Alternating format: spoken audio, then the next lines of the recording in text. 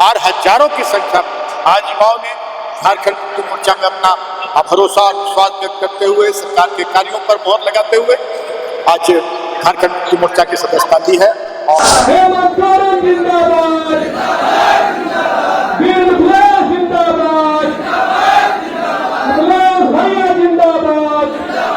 युवा पूरी तरह से जाग चुके हैं, राज्य की जनता जाग चुकी है, देश की जनता जाग चुकी है। अब जनता किसी झांसे में आने वाली नहीं, किसी जाति धर्म, किसी हिंदू मुस्लिम। अब जनता गढ़वा में जो एक गढ़वा के माथे में जो पिछड़ेपन का कलंक था, धब्बा था, वो भी अब बहुत तेजी से धुल रहा है। 1000 युवाओं ने थामा गढ़वा में मंत्री मिथिलेश कुमार ठाकुर के साथ झारखंड मुक्ति मोर्चा का दामन। हमारा देश जब गुलाम था, पीड़ित हर कोई था, कोशिश सबका रहा, लेकिन गुलामी की बेड़ियां सबसे ज़्यादा जिसे दर्द दे रही थी वो थे हमारे देश के युवा नौजवान। और तब युवाओं ने एक बड़ी हुंकार भरी और केवल योगदान ही नहीं बल्कि कुर्बानी देकर देश को आज़ाद कराया। मुझे यह कहने में कोई हिचक नहीं कि कल भी वक्त युवाओं का था और आज भी नौजवानों का है। उक्त बातें गढ़वा विधायक सह राज्य के मंत्री मिथिलेश कुमार ठाकुर ने कहा। मंत्री गढ़वा के बंधन मैरिज हॉल में युवा मिलन समारोह में मौजूद हजारों युवाओं को संबोधित कर रहे थे। उक्त मिलन समारोह में शहर मुख्यालय के साथ साथ गढ़वा विधानसभा क्षेत्र के विभिन्न गांव के हजारों युवाओं ने झारखंड मुक्ति मोर्चा का दामन थाम लिया है। वहीं शामिल होने वालों को मंत्री ने पार्टी का प्रतीक चिन्ह वाला पट्टा और माला पहनाकर झारखंड मुक्ति मोर्चा में गर्मजोशी के साथ स्वागत किया है। वहीं समारोह में मंत्री को युवाओं द्वारा बुके के साथ फूल के मालाओं से भी स्वागत किया गया। मंत्री ने कहा कि गढ़वा के माथे पर उस वक्त से पिछड़ा होने का कलंक लगा हुआ था जब से यह जिला अविभाजित बिहार में था।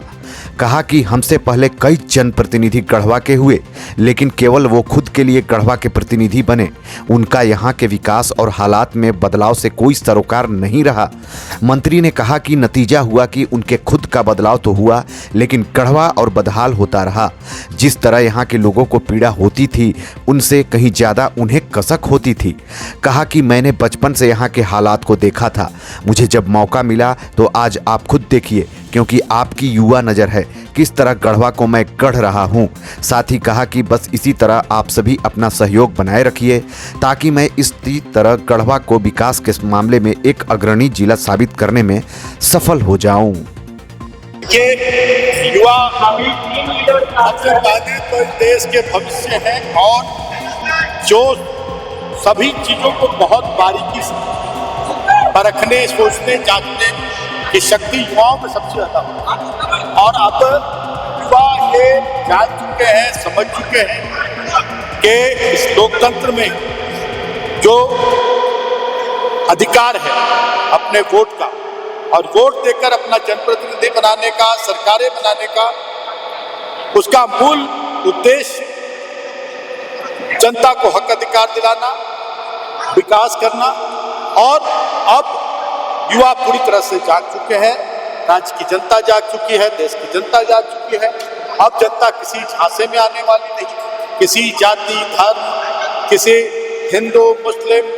अब जनता पूरी तरह से अपने हक अधिकार के लिए, अपने विकास के लिए जनप्रतिनिधि चुनना, सरकारें बनाना, और 2019 में जो सरकार जनता ने बनाई उसको कैसे परेशान किया गया, कैसे काम करने से रोका गया, बावजूद इसके पूरी तरह से जिस उद्देश्य से इस झारखंड राज्य का निर्माण कराया गया, पूर्ववर्ती सरकारें उससे विमुख हो गई थी। इस राज्य की जल जंगल जमीन, यहाँ की खनिज संपदा लूटना, लुटवाना, इसके अलावा आम जनता को हक अधिकार, रोटी, कपड़ा, मकान, सिंचाई, शिक्षा, स्वास्थ्य, रोजगार कैसे मिले, इससे कोई लेना देना नहीं था। आज इन कामों में बहुत तेजी से लोगों को रोजगार मिल रहा है, सिंचाई की व्यवस्था मिल रही है, सड़कें दुरुस्त हो रही है, शिक्षा के क्षेत्र में आमूलचूल परिवर्तन हुआ, स्वास्थ्य के क्षेत्र में आमूलचूल परिवर्तन हो रहे हैं।